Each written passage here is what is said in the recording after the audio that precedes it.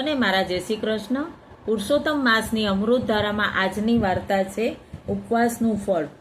માહિષ્મતી નગરીમાં એક સ્વરૂપવતી બ્રાહ્મણી રહેતી હતી. તપસ્વીની હતી, તેથી તપ કરવાની અનુકૂળતા નગરમાં રહેતી નહીં. આથી તે નગરની બહાર વહેતી નર્મદા તીરે મઢુલી બાંધીને રહેવા લાગી. એકાંતમાં શાંત વાતાવરણમાં જપ તપ શાંતિથી થઈ શકે છે, કારણ કે મન સ્થિર રહે અને પ્રભુમય બની જવાય.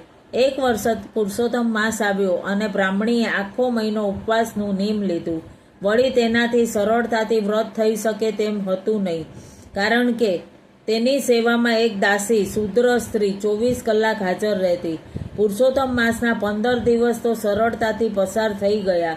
એવામાં પેલી શૂદ્ર સ્ત્રી એકાએક માંદી પડી ગઈ અને તે કોઈ એવા અસાધ્ય રોગમાં સપડાઈ ગઈ કે બચવાની આશા જણાઈ નહીં. બ્રાહ્મણી તો તેની સારવારમાં કંઈ કચાશ રાખી નહીં, પણ તે દાસીનું દરદ ધીમે ધીમે વધવા લાગ્યું અને એક દિવસ જાણે એ મૃત્યુના ભણકારા વાગી રહ્યા હોય તેમ દાસીએ બ્રાહ્મણીને કહ્યું કે આ તો મારી જિંદગીથી હાથ ધોઈ નાખવાનો વખત આવ્યો છે. બધાય વરસ પાણીમાં ગયા, સદુપયોગ હું કરી શકી નહીં, કાંઈ સત્કૃત્યો કર્યા નહીં, પુણ્યનું ભાતું તો બાંધ્યું નહીં, તો હવે મારી સદગતિ ક્યાંથી થશે? બ્રાહ્મણીએ તેને આશ્વાસન આપતા કહ્યું, હા ભાઈ, જેવી કરણી તેવી પાર ઉતરણી, હાથે તે સાથે.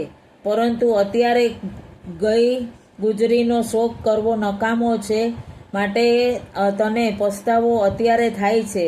રહી રહીને પણ તું સમજી છે એટલે તારી સદગતિ થશે. દાસી બોલી, બહેન, મને અફસોસ થાય છે કે તમારા સંગમાં રહેવા છતાં મને ધર્મ વ્રત કરવાનું સૂચ્યું નહીં, સત્સંગનો લાભ ઉઠાવ્યો નહીં. સત્સંગનો રંગ લાગ્યા વગર રહેતો નથી, પરંતુ અભાગીણી કથીર જ રહી.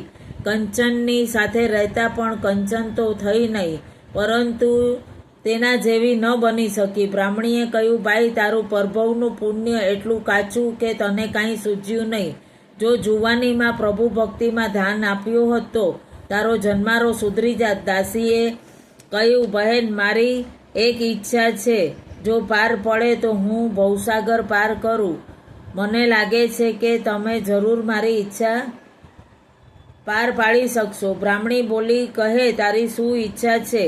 હું તને મદદ કરું. મદદ કરવાનો મારો ધર્મ છે, પણ અને પ્રાણી માત્રની ફરજ છે. હું એકબીજાને મદદ કરવી હોય તો તું શું કહે છે?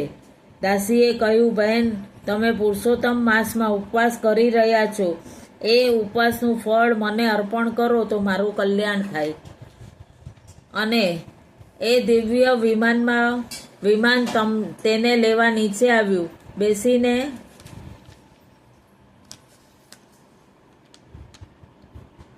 તો મારું કલ્યાણ થશે.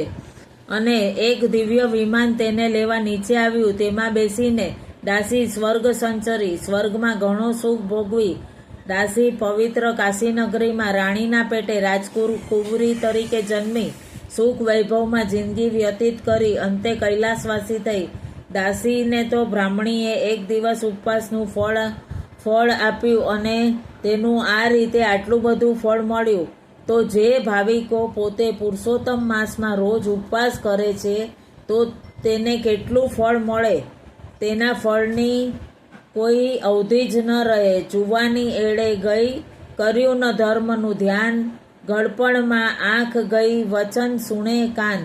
આખો પવિત્ર પુરુષોત્તમ માસનો ઉપવાસનો જ મહિમા છે. ઇતિ શ્રી પુરુષોત્તમ માસની અમૃત ધારામાં ઉપવાસનું ફળ. વાર્તા શ્રી પુરુષોત્તમ ભગવાનને અર્પણ. આપ સૌને મારા જય શ્રી કૃષ્ણ.